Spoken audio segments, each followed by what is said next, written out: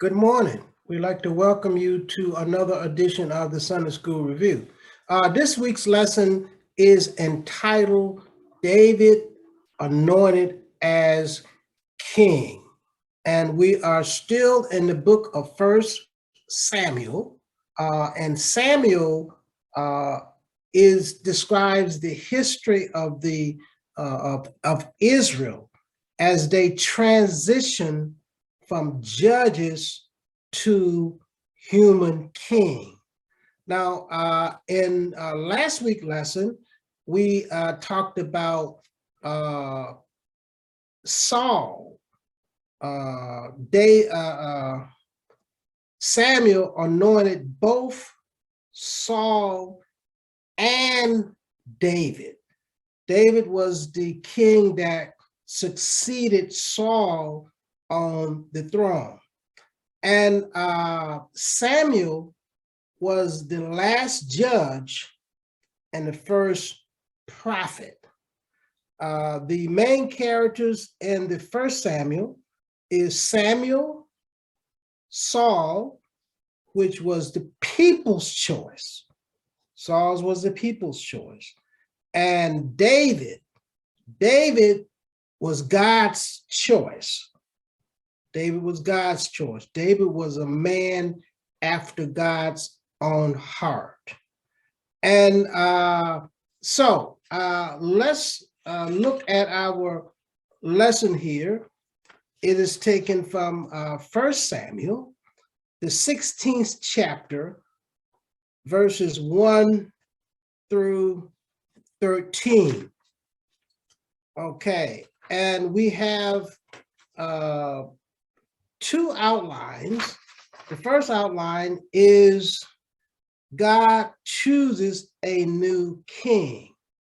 And that's 1 Samuel chapter 16, verses 1 through 3. And the second outline is God chooses David. That's the 16th chapter, verses 4 through 13. That is the rest of the lesson. Okay, let's set the stage here. As I said, Saul was chosen and anointed by Samuel. That was last week. The people wanted a human king rather than God to rule over them. And God allowed that. God told Samuel to give the people what they wanted. So Samuel was the people's choice, the king of the people's choice, not God's choice. And now, yes, God chose Saul, but it was because that's what the people wanted. Okay, they wanted a king, and they chose him because of the outward appearance, his stature. Okay, and that's what the people looked at, and we're going to talk about that in the lesson. So Saul was selected based on his outward appearance, but we know God doesn't look on the outward appearance, but God looks at the heart. Okay, David had the heart of a leader. Okay, Saul was heartless, and we're going to see, and in actually the first scriptures here, God chooses a new king. And verse 1, it says, "And the Lord said unto Samuel, how long wilt thou mourn for Saul, seeing that I have rejected him from reigning over Israel?"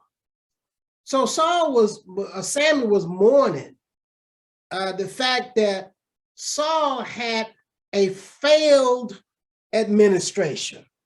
Okay, Saul pride took over, and Saul disobeyed God, and Saul turned out to be an evil king. And God rejected him because of his disobedience. Okay, so the Lord said unto Samuel, how long are you going to mourn? This is in verse 1. How long are you going to mourn for Saul, seeing that I have rejected him? I rejected him for his evil ways and for his disobedience. Let's read verse B of 1. Fill thine horn with oil and go, and I will send thee to Jesse, the Bethlehemite, for I have provided me a king among his sons. Now, Jesse had many sons. Okay, David was not the only son of Jesse. Okay, Jesse had many sons. So the Lord instructs Samuel to go to Bethlehem, okay, to Jesse's house, and I will point him out. I will select a king, okay, and that's verse 1. Now let's go to verse 2. And Samuel said, how can I go if Saul hear of it, he will kill me. Okay. And the Lord said, take an heifer with thee and say, I am come to sacrifice to the Lord. And let's read verse 3. And call Jesse to the sacrifice, and I will show thee what thou shalt do. And thou shalt anoint unto me him whom I name unto thee. Okay, so the Lord tells Samuel to go to Bethlehem, okay, and to Jesse's house, and I'm going to point this man out to you. I'm going to point him out, okay? And actually, Samuel was afraid for his life, really, okay? He was sent to anoint a new king, and basically, Samuel said, that's going to put my life in danger, because when Saul hears of this, okay, in other words, if Saul get wind of this, he's going to kill me, okay? So the Lord tells him to take a heifer with you and say you're going to sacrifice, okay? That's the first outline. So as I said, this King David is God's choice, not the people's choice, as Saul was. Saul was the people's choice, but not God's choice. But David is God's choice, a man after God's own heart. Okay, so as I said, Samuel was reluctant to go at first because he feared that would put his life in danger.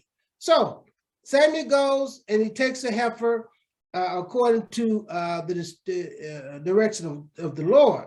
And this is a second outline. God chooses David, okay?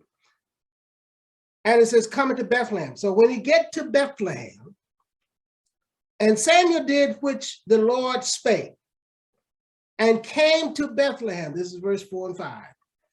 And the elders of the town trembled at his coming and said, comest thou peacefully? And he said, peacefully. Let's go ahead and read 5. And I come to sacrifice unto the Lord. That's what the Lord told him. Till you say you come to make a sacrifice. Sanctify yourself and come with me to the sacrifice. And he sanctified Jesse and his sons. Okay. Now David wasn't there. That was Jesse's son. David wasn't there. And called them to the sacrifice.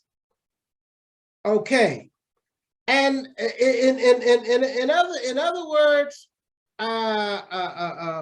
when the elders saw Samuel coming, they thought he was coming to bring judgment, because they was afraid. They were trembling. In other words, Samuel made an unexpected visit, and they were saying, well, this can't be good. This can't be good. But Samuel said, I come to make a sacrifice. I didn't come to bring judgment, but I came to make a sacrifice. That's what he said in verse 5. Okay, now let's look at the verses 6. Actually, let's go. Well, we're gonna probably go to 6 through 10. And when they the sons of Jesse that was in the building was paraded before Samuel. And this heading is entitled Rejecting the Older Sons. Verse 6, and it came to pass, okay, when they were come, and he looked at Eli, and he said, surely the Lord anointment is before him.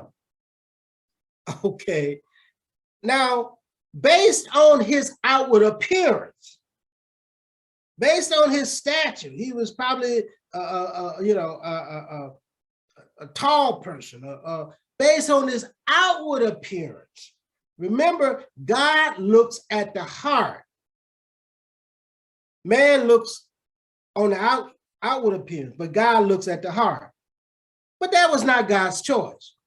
Samuel was thinking, yeah, this is the man. This is he. Okay. So the oldest, this was the eldest son, the oldest son, he was rejected. God said, I'm going to point him out. When he appears, I will tell you who to anoint. Okay, verse 7. But the Lord said unto Samuel, look not on his countenance or the height of his stature. Like I say, he probably was a big man. But because I have refused him, the Lord rejected him. No, that's not the one.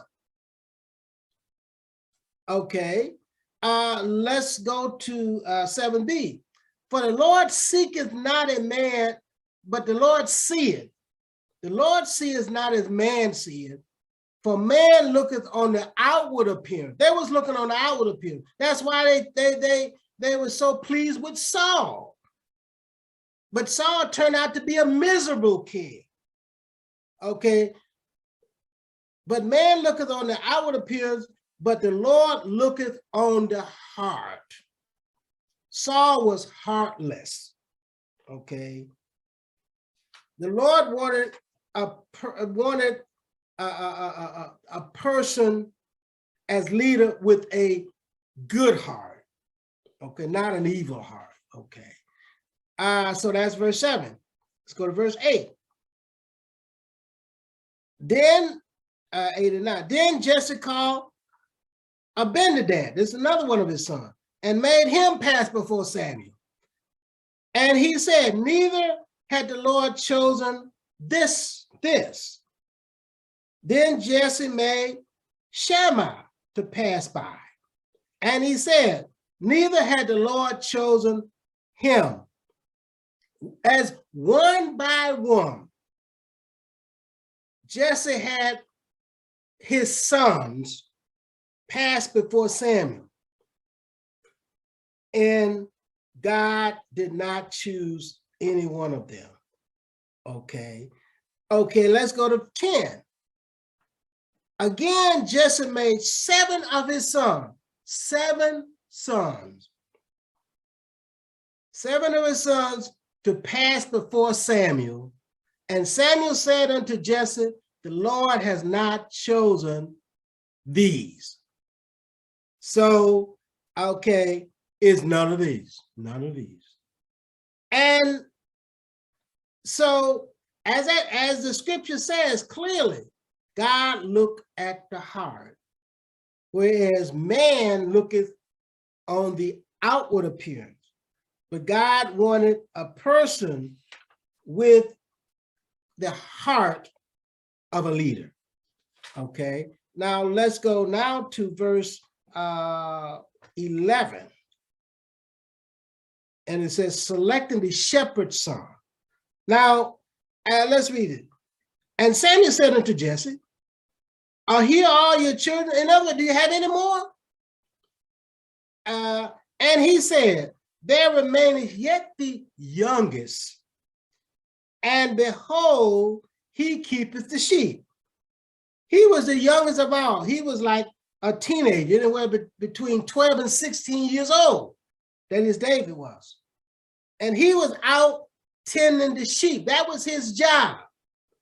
Okay. So when Jesse said, yeah, the younger, and they're thinking like, he's the most unlikely candidate to be chosen. But that's just like God. He chooses the most unlikely as man sees it, okay? Because God looketh not on the outward appearance, but on the heart. Okay, let's go to 11b. And Samuel said unto Jesse, send and fetch him, go get him, for we will not sit down until he come hither. In other words, we're not going to sit down until you bring him here.